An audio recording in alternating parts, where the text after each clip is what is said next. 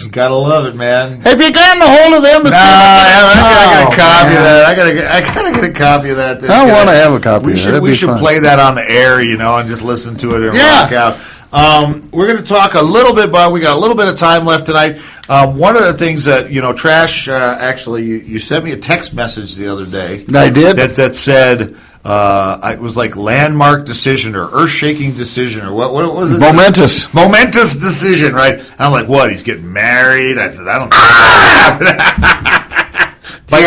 Bite my tongue. Don't use the M word. I bite my tongue. Yeah, I was like, momentous decision. What's momentous decision? I thought I didn't know what you were going to do. But anyway, so it turns out that you've seen us talking about the Sinister Softail. We've talked a lot about that bike. It's a continual feature that we're running sort of at the back end of almost every show. We talk about the whole teardown process and the rebuild of the Sinister Softail. One of the earlier things that we did was we put an AME bolt-on chopper front end. This will really extend out the front end of your bike. I believe yours puts about 12 or 13 degrees on there. It's close to that. It was a lot. It's close. It was a lot.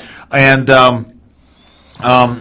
we found out that these front ends are great if you put them on stock bikes. Mm-hmm. They really work pretty well for that. But now let's run up a picture of there's the Sinister right there with this front end on it. Go ahead and run that one up. And you can see it's kicked way out. It looks almost like, from this angle, it looks almost like the same angle as Captain America. It's not quite as radical as Captain America, and it's not extended quite as far. I think the tubes are 10 over, and it sits out at about 40 degrees. Yeah, Captain America's at 45. Yeah.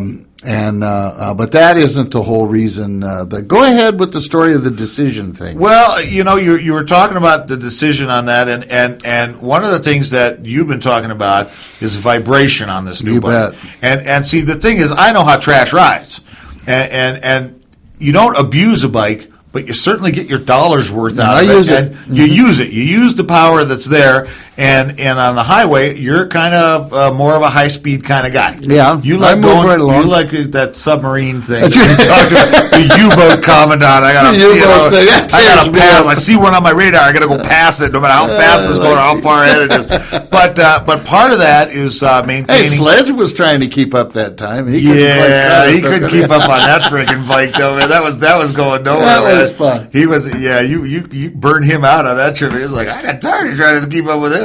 But one of the things that you've been having issues with is vibration on that bike. Vibration has been a problem since I finished the motorcycle. Of course, let's back up just one step, okay? These projects are never finished. Right. They're constantly evolving and changing, and that's why I wasn't really too shy about making the decision to change and go back to the stock front end. Mm-hmm. I may kick it up a little bit just for appearance's sake. Mm-hmm. In other words, put some extended tubes on it, but just for fun, and nothing radical, maybe a couple inches tops, just for fun, because that really won't change the geometry or the handling characteristics of the motorcycle.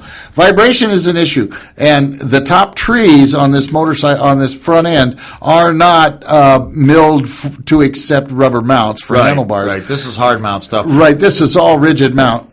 Go to the next shot is what I'm thinking of. I don't mean to interrupt you, but go ahead and run that up so people can see what we're talking about. There's the top tree on there, and you could see that those risers just bolt hard right into the bottom of that. There's not an indent to put anything else in there. Nope.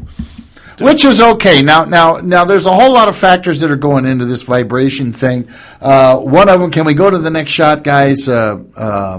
One of them, if you look, I don't know if you can see where I'm pointing, but this block right here, is pressed into the neck of the motorcycle frame, and the front end rides directly on this block, which is rigid mounted to the neck, into the frame, into the neck of the frame, and here's your pivot right here, and here's your fork stops.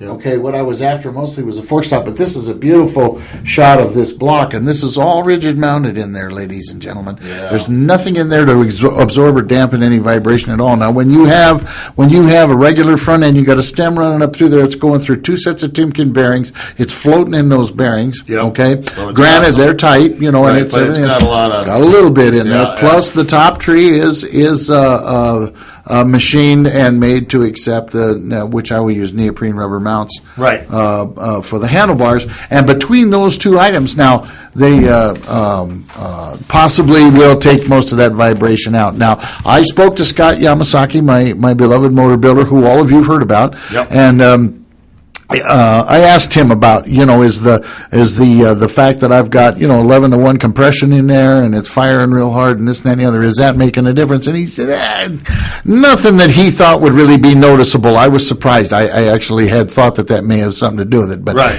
He said no, because the inside of that motor is all S&S and it's well balanced. It's very well balanced, and he double checks all of that. Right. So there's that factor. The other factor is, could be cheap handlebars. They could be thin. They could be really easily subjected to the vibration factor. So the end of the story is, I also, as Warren has alluded to, I don't really go around speeding at 100 miles an hour. I get up there once in a while just for fun. I hang pretty high on the highway. Yeah. And the other factor was the front end itself. Yeah. As far as getting up there into the higher speeds. Now, I had it at 70, and I could barely hold on to those handlebars because of the vibration, but the front end felt solid. Yeah. Until I made a couple of radical lane changes, and then it felt just a tad squirrely. Now, we're talking about running a bolt-on chopper front end here on